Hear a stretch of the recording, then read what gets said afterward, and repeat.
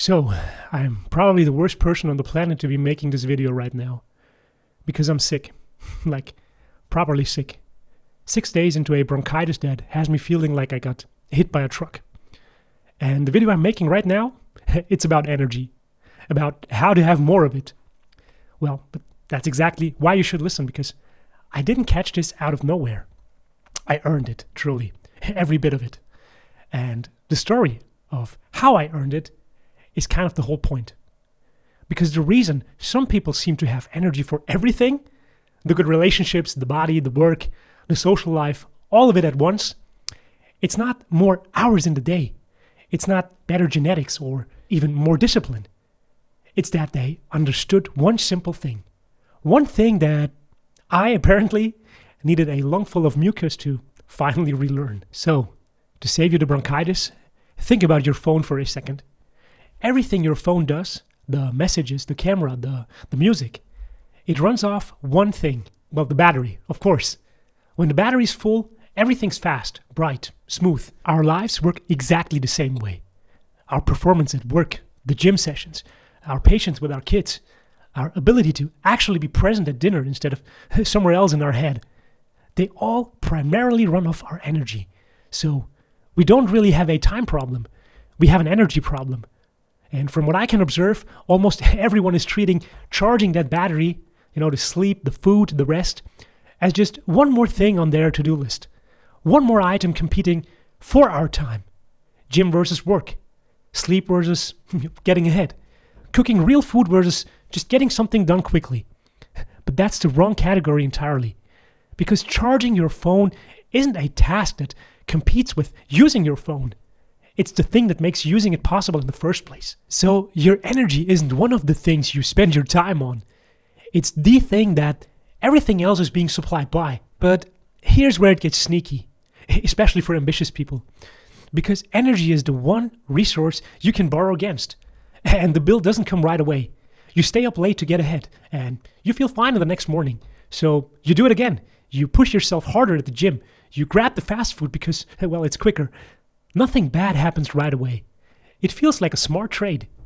But your body has been sending you warnings the whole time. That second coffee you suddenly need. The short fuse with people you love.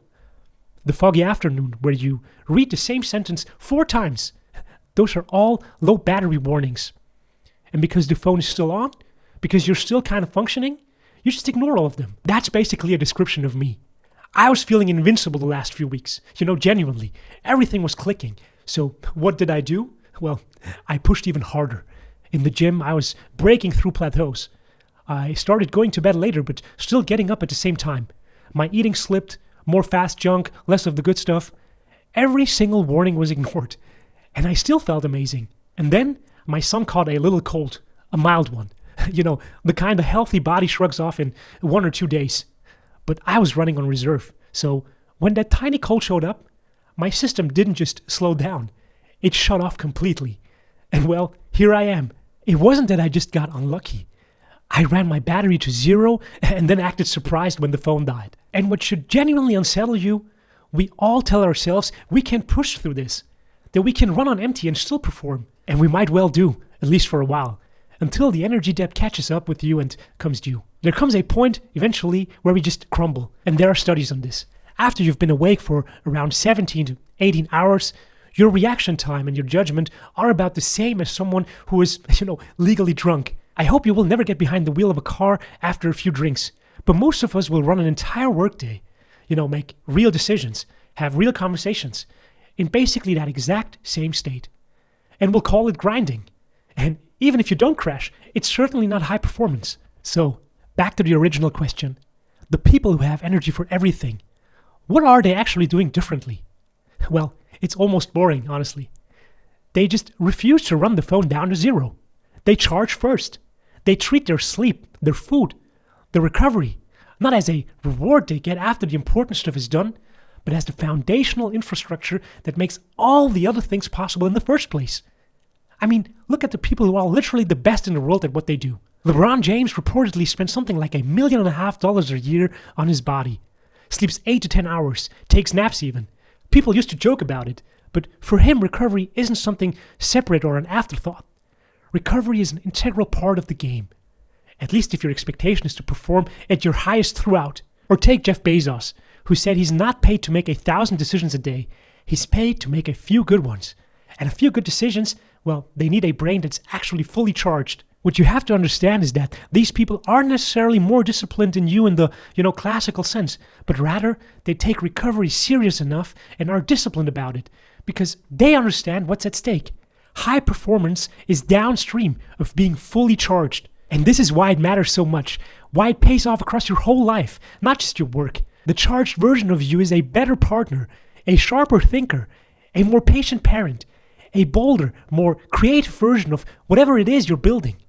You don't need a separate routine for each of those. You need one thing: energy. Because it's the single input feeding every single one of them. So what you have to understand is that you don't have a time problem, you have an energy problem. And by trying to solve the wrong one for years, what you did was actually making your situation worse. I guess when you hear that, you might be thinking, well, that's not really a secret. But, from what I observe, hardly anyone I know, at least, treats energy really as the master lever. So fix the source, and everything downstream gets easier all at once. Now I can almost hear the critics saying, especially parents with small children, that, there aren't just enough hours in a day to make room for all the recovery required when you barely have time to go to the toilet all by yourself, uninterrupted for just 5 minutes. Look, I'm not here to tell you that it's your fault or you should be doing something different. I think it is absolutely normal to have times in our lives where we just have to push through, trying to survive on just 4 hours of sleep.